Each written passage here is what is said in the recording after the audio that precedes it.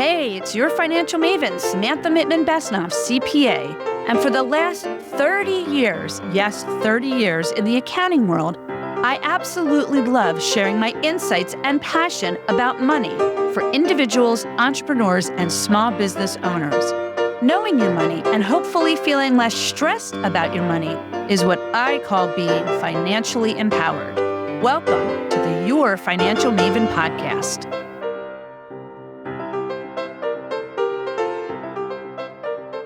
Welcome to another episode of Your Financial Maven.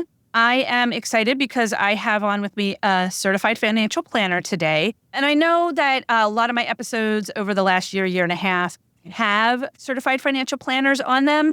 But I feel that certified financial planners are so unique in what they do. They don't all necessarily prescribe to the same things or how they approach dealing with their clients. So I find it very refreshing when I can talk to different certified financial planners to get their insights and how they got to where they were. So today I have with me Rachael Burns, who is a certified financial planner and a certified divorce financial analyst. Rachael also has her MBA and master's in personal financial planning and did work with wealth management firms, but now has her own financial planning company that she services or she works with a unique set of the population, in particular with single women. Her expertise is an intersection of grief and finances. So before we really get started into your story of how you got to where you are and kind of what you do for other single women, what is money?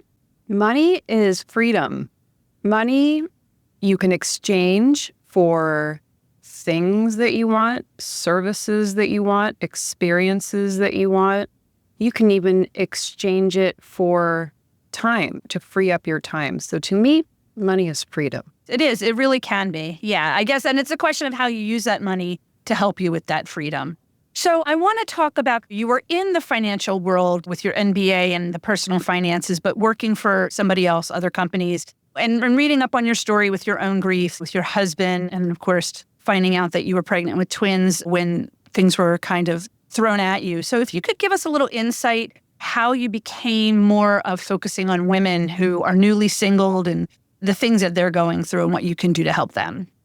Yeah. So like you mentioned, I started in the traditional wealth management industry. So I worked for the big firms for many, many years. And we didn't necessarily specialize in any type of client. We just worked with people that had a lot of money. And I was always really happy when I got to work with a divorcee or a widow, because I felt like of all the people that we worked with, those were the ones who were most in dire need of help. They were willing to raise their hand and say, I need help. I mean, you didn't need to talk them into it. They were like, I need help with this. And they were really appreciative of the help. And we can make a really big difference, like a difference that you could see with your eyes, like when you can help them organize their finances and just make them feel confident going forward. So that was always my favorite type of person to work with. And I would just kind of come across those people once in a while. But it wasn't until I went independent that I was like, why couldn't I just work with those people? If I like working with newly single women so much, why don't I just do that? And so I did that. And it's funny because as a business owner, a lot of times the last thing you want to do is exclude people or leave opportunities on the table. But once I went really specific with who I was working with, I get people calling me, all week long, every single week, who want to chat because they're like, oh my gosh, that's exactly me. You work with people like me. And so it was the best thing I ever did. And it was certainly the most gratifying career change because I got to work with people who I really wanted to work with, who I felt like I could make the biggest difference. And then it was just like business, it just came so easily. Like they just come to me, and there's no shortage of women who are in that situation.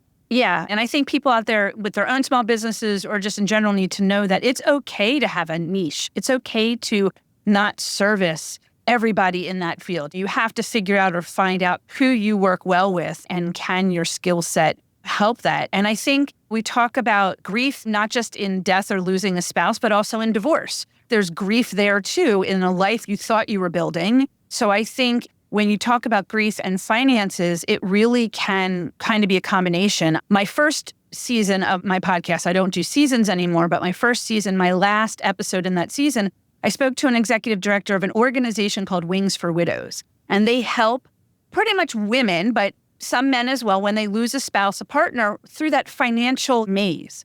Because I don't think people realize you're dealing with your grief, and now you've got to deal with the financial thing that can't be put on hold. There are things that just cannot be stopped. So, from either the death or the divorce aspect, what is really the financial impact when that part of your life changes either instantaneously or over a slow period of time? So first of all, I volunteer with Wings for Widows, which is funny. And then that's awesome. Yeah. So whatever the event is that led you to being single, it's probably kind of traumatizing and probably not what you were expecting to happen. And then either way, whether you're divorced or widowed, you have a whole bunch of tasks ahead of you. You have a whole bunch of decisions to make.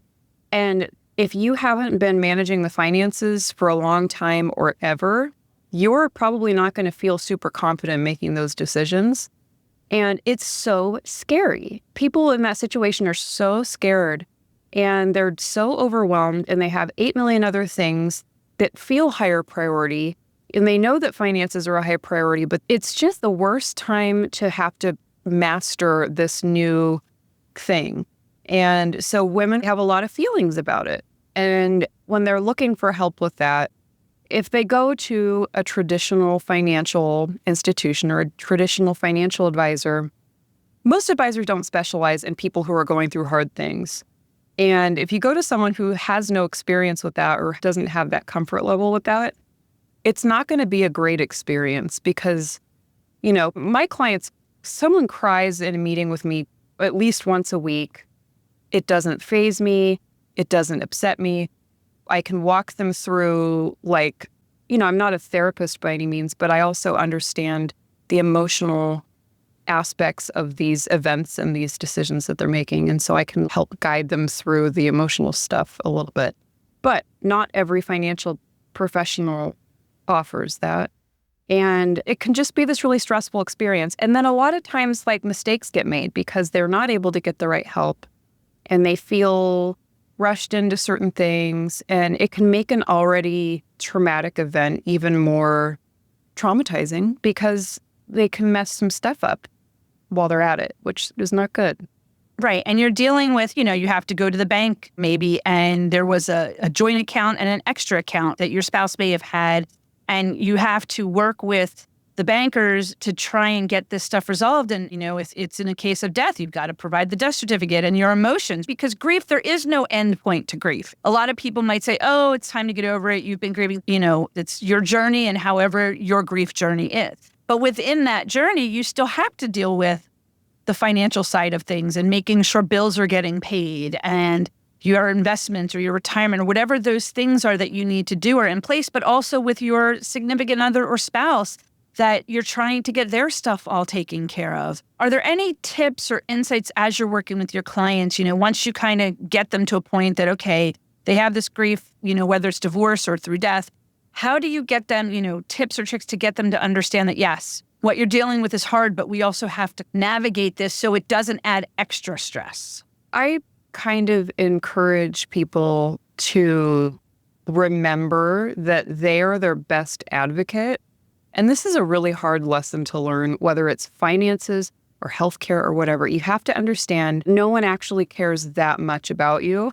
Right. When you're calling the back office to make sure that this paperwork is received, when you're following up and trying to get these things done, keep in mind that these people are just doing their jobs and they're probably thinking about what time lunch is or whatever. And I don't say that no one cares about you. Right. But what I mean by that is it is your job to follow through, to make sure that you do the things you need to do. It doesn't mean you have to do 100% of it yourself, but you are in charge. You're the general contractor and you can hire things out, but you're still in charge. And that's going to be the case going forward. Even if it wasn't the case in the past, going forward, you're in charge. And some people are really uncomfortable with that. Some people feel empowered by that, but it is your responsibility. And you need to decide am I going to do this myself? Am I going to bring in some help? But either way, I'm going to make sure that the stuff gets done because it's incredibly important. Right.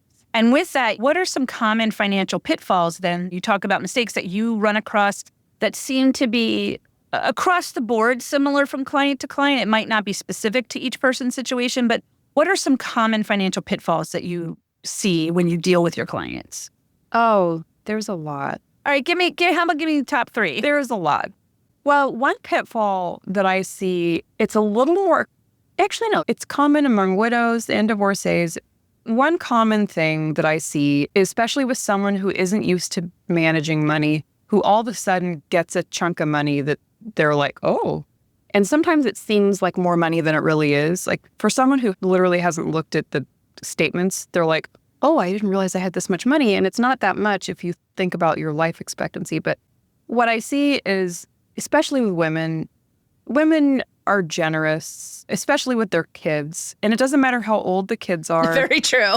And women want to help. And so I see a lot of times they get their hands on the money. They haven't figured out the big picture yet, but they're like, oh, I want to help little Susie. Little Susie is 30. I want to help her pay for her wedding, or I'm paying their car insurance and their phone bill until they get on their feet or whatever. And that is so incredibly common, but it's always the ones who aren't actually in a position to be able to afford that are offering that kind of help. And it's just, they're making the financial decisions before they organize the data. And that's the main problem is like, oh, I'm going to do these things with my money, but I haven't even looked at what do I have and what does that mean? And like, how long does that last? So that's the biggest pitfall that I see. So you sit down with your clients and kind of write out or list out, say, what's your money? And let's organize it before we make those decisions. Or do you come across clients that have already done all that and now you're trying to help them go back a little bit and review everything? I do both. So sometimes people come to me and they've already done some damage. We're doing damage control. And ideally, they get referred to me or they find me as early as possible in the process before those things happen. But I have seen, someone like, oh, I just got divorced or I just became widowed. So I just sunk a couple $100,000 into a kitchen remodel. And I'm like, whoa, calm down. Yeah. Nope. More big projects. Just let's right. regroup here. And it's not like, oh, it's hopeless. You shouldn't have done that. What's done is done, and we're going to make the best of it. I'm not going to shame anyone. But ideally, when they come to me earlier in the process, we can prevent a lot of those mistakes before they happen. Is there any other pitfalls that you can think of that really stand out besides that, you get this whole chunk of money and say, ooh, you think you have, before you organize it? Anything else you can think of that might be important for my listeners to know? Yeah. So this is kind of opposite. Some people are just frozen. Like, I don't want to move anything. I don't want to change anything. I got these investments from my late husband, and this is how he invested, and he knew what he was doing, so I'm not going to touch anything. Or similar with divorce, too. My husband was the one that managed this stuff. This is what he had. And it's fear. It's not, oh, I'm choosing to keep these things because they're appropriate for me. It's fear. And so they'll really dig in their heels with making changes to certain things, even though they might be subject to much more risk than they realize. That's a common one, too.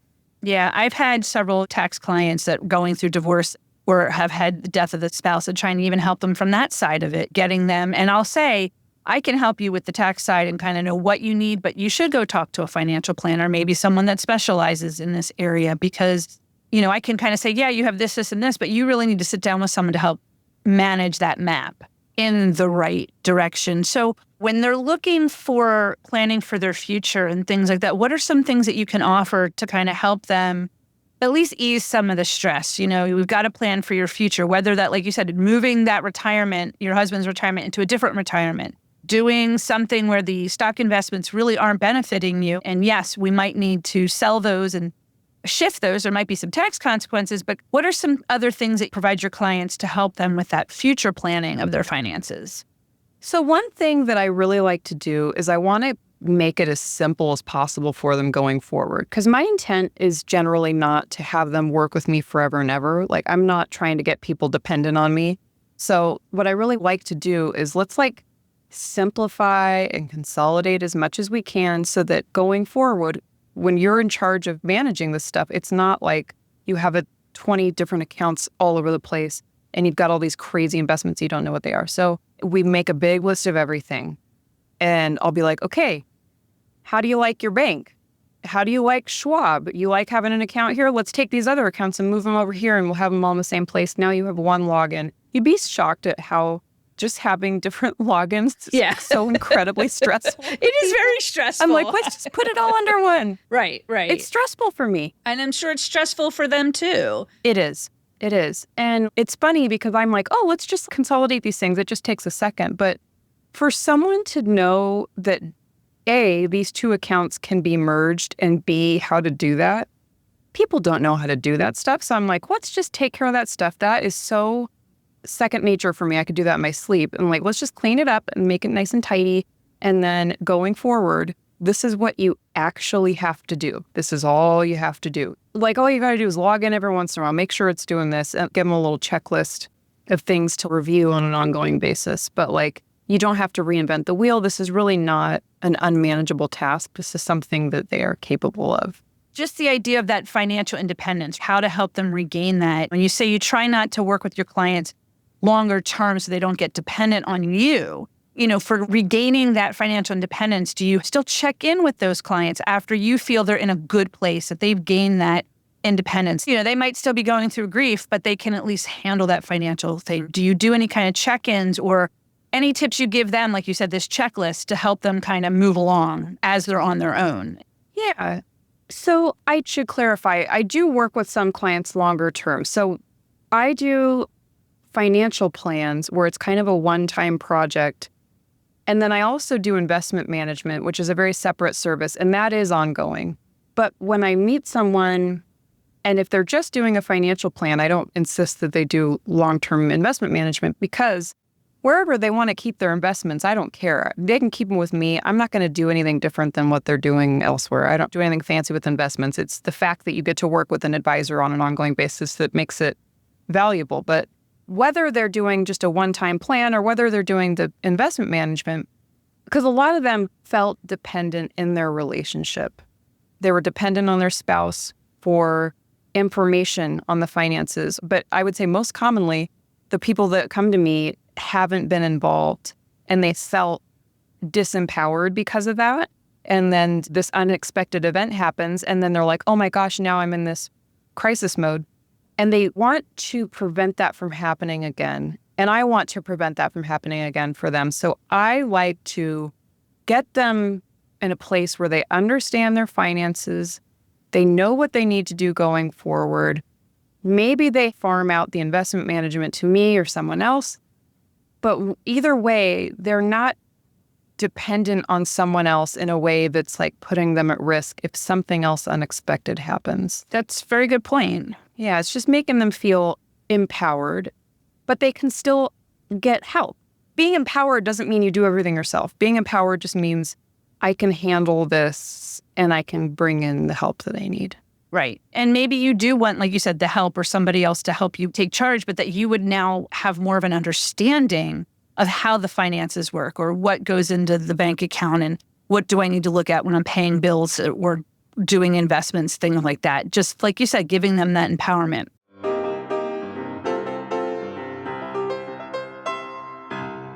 Hey, it's time for a money break. Welcome back from our money break.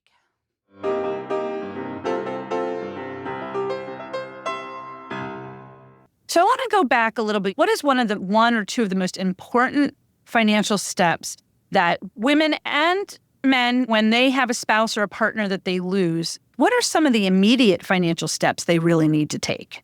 So there are a few things that are truly urgent, and then the majority of things are not that urgent. And really, you only have so much mental bandwidth at a time like that. So I'm like, don't worry about anything except for just these things. So one, you need to make sure your bills are getting paid. Sounds basic, but for some people, that's a big issue because it is a big issue. Sometimes you've got auto payments and it's linked up to an account that was just in the person's name who died, and then it's frozen, and then you can't log in because you don't have the passwords or something. And So that's like number one, let's keep the lights on, literally. And then two, you have to reassess fairly quickly, what income do I have coming in? And what are my expenses going out roughly? You don't have to do a deep dive on your budgeting, but just like what's coming in now? If you're used to having your spouse's salary and then it's gone, you got to know that change is going to happen. So that's a thing to reassess. And then once the immediate stuff is done, then you can start thinking about, well, do I need to change my investments? Do I need to change my insurance coverage? Do I need to meet with an estate planning attorney? Those are all things that are like relatively urgent, but not things that need to be done today. And those are like higher level things that can be kind of overwhelming. So take as much time as you need and then tackle those things when you're truly ready to do that, because that's going to be a little bit of a mental exercise. Making sure your bills are paid is not that involved. So it's just baby steps. Right. But even within your grief, not to wait too long, because that's when the issues can crop up. And, it's okay to take that time, but you don't want to wait months later to finally deal with it. No. It's a fairly urgent thing. And if you are really struggling, and this is something that I see, like if you're really struggling, like I really can't even move on to this next task, then I'm like, maybe therapy, like maybe it's not a financial thing, and that's perfectly normal. And those things all go together. Your emotions and your finances and all this other stuff, it's all connected. So I'm all about get whatever help you need, whether that's a financial professional or a mental health professional, because it might take a mental health professional in order to get you to the point where you can handle this other stuff. Right. And there's nothing wrong with asking for help. Very, very important. So can somebody really prepare financially for the death of a spouse or a loved one? I mean, what are the things from that aspect can you do in preparation? I think there are some basic things that everyone should do, no matter what your age, no matter what your health. The thing is, people die in their 30s and 40s and 50s. I mean, like, really, it could happen to any of us. And I know I'm a bummer. No. This is really important to talk about. And I think we have to take this space to do that. So I think people need to understand that it's all great to talk about spending plans and investments, but this part of understanding your money is dealing with what happens when a spouse or a loved one dies or you get divorced. I mean, it is very important. This is very real. This is a very real thing that happens. And I'll tell you from personal experience, this is something that's very real. So whatever your marital status is, even if you think I'm going to be married forever or I'm going to live to 110, if you're in a relationship, both partners need to have a basic understanding of where is our money, where are our accounts, how do I contact the right people if I need to get into them. Maybe it's just a financial advisor's name and number, or maybe it's the login information. And login information changes all the time, but you need to have a little inventory of this is where our stuff is. This is how you get into it if you need to. And that's kind of it. That's the most basic thing. But I think everyone needs to have that. But the problem is, if one person's in charge of the finances and the other person's in charge of the kids or the house or the whatever, what happens is that doesn't always happen. And the person who's not in charge of the finances is so bewildered when something unexpected happens.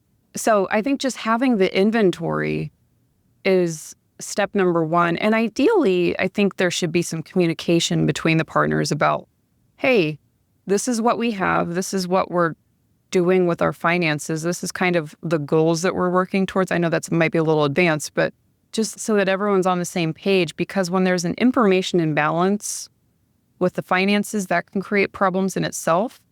And because I work with divorcees, sometimes I can't figure out, did the lack of financial communication cause the divorce?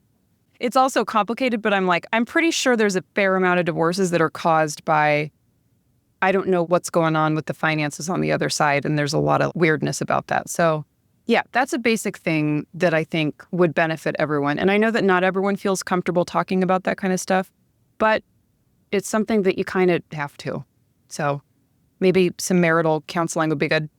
Yeah, that might help. And there is a movement or a thing about having these money dates once a month with your spouse or partner and going through the finances, and not just from a goal setting perspective, but just to kind of know where everything is. My husband and I have an online password safe type of file that we use for all our passwords and login. And my husband, he's a little bit better than I am about putting in where you need to go and that kind of stuff. Who do you talk to? But we both have access to it, and we both update it. When the password's changed, it gets updated. And so both on my phone and on his phone, it's updated. And so at least from that perspective, okay, I know that I've got to go to this account. But I also say to him, yes, I know I'm the CPA. I know I have the accounting background, but I want you to be aware of what's going on financially. And he has access to our accounting software to take a look at our budget and where everything's going. And he'll question things. And yes, I prepare our tax return, but I have him review it. Inevitably, I could miss something just because I'm working on 50, 60 other people's returns. And so I think that's why we're having these conversations. It's important that we continue to talk about money. And I think, like I just mentioned, that this is just as important to talk about a topic like this with money than it is also about spending plans and going on dates, money dates or whatever you want to call it with your significant other, and taking that time because you don't know. In a divorce situation, some can be very messy and can be very difficult. And if you don't have an understanding of your finances, I think it makes you less empowered to make certain decisions that you may need to make. It puts you in a very vulnerable position. And I see this play out where one person has the information, the other person doesn't. This person doesn't want to give it up. And sometimes the bad person can be successful in hiding things. I see a fair amount of fraud that happens. But if you have zero involvement, how would you know? Sometimes you can hire forensic accountants and stuff like that, but that costs money. And if you have no idea where to even begin looking, it might not be feasible to get someone to go on a treasure hunt for you. Right. And I think how you approach it, the idea that, you want to talk to your spouse who's been handling all this and approach it in a way of just not going, I demand you talk to me about the finances, but going to your significant other, your spouse, your partner and saying, hey, I've been listening to these different podcasts about trying to understand money and I want to know a little bit more. I want to know what is your process. Approaching it in that manner, I think will take the defense off of it. Having that skill of just, hey, I just really think I need to start paying attention. And I might not want to take over doing the bills or understanding all that, but I just want to be a part of that and share in that responsibility. I think is important too. Absolutely. And sometimes I think that is an awkward question to bring up, and it does put the other person on the defensive. But one thing I always say is approach it from an area of concern, like, hey, I'm really concerned that if something happens to you tomorrow, that I wouldn't even know how to keep paying the bills. And that's something that I would hope that everyone would understand. I mean, there's still people who are still not wanting to kind of share information, but that can happen to people at any age. And it doesn't have to be like, hey, I want you to tell me where all the finances are so that I can leave you. It's right. It's just something that you should just know that for any kind of worst case scenario. And unfortunately, there are a lot of worst case scenarios. There's a lot of stuff that can happen. Yeah, I agree. Unfortunately, there is, and we need to be empowered and understanding. And not just from a personal thing. You could be married and as a woman and have your own small business and you're dealing with your business stuff, right? Your business finances, but that doesn't negate you still also understanding your personal finances and having those conversations, especially if you're an entrepreneur or small business owner. Those things intertwine a bit with your personal. So I think having those conversations is important. And I had another podcast, we were talking about just finances, and she was saying, have a money buddy, have a friend or somebody that might not be your partner just to have conversations about money. Maybe because you're not comfortable yet to talk to your partner. Talk to somebody just kind of about your concerns and to help you feel encouraged to do that. This, Rachael, has been great. Is there anything else, any other tips, insights that you want to share for those women out there who find themselves either due to divorce or death or just are single, what they can do to feel financially empowered? I think my key piece of advice is if you feel like you're bad with money or if you feel like, oh my gosh, I'm just so clueless, like I'm not going to be able to understand this. Money is something that it's like a muscle. It's like a muscle that you either use it and it gets stronger or you don't use it and it atrophies and it gets weak. no one is born bad with money. No one's really born bad with anything. I mean, I guess some people might be, but this is something that you can absolutely develop those skills. And just because you haven't had the opportunity to do that doesn't mean you're incapable. And so I think if you're approaching this topic and you're like, oh my gosh, like, I don't even know if I can do this. I promise you can, because you are not inherently bad with money. And also, you don't need to be an expert in every single thing. Like, start with the super, super, super basic stuff. I promise you can handle it. And then when you get that down, you can go on to the next thing. But it's not as complicated as it seems like it is. It's not that it's so easy, you should be able to just figure it out real quick. But I promise it's not as complicated as it sounds. So that's my advice, is don't freak out, because it'll be okay. Yeah, I love it. I love it. This has been fabulous. Thank you so much for sharing, a little bit about kind of what you do and what people need to pay attention, especially in a subject matter that people don't want to talk about as well. There are taboos in life, and people don't want to talk about money, and people don't really want to acknowledge or talk about death or divorce and that possibility. But I think it is important that we do that. So anything else that you want to share that you have, the need to when it comes to money and all this?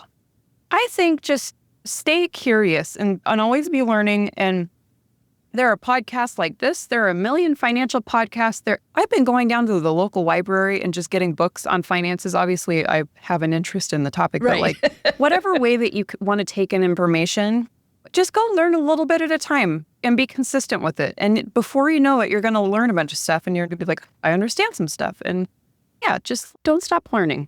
I love it. Thank you so much for joining me today. Thank you so much for having me. This is so much fun.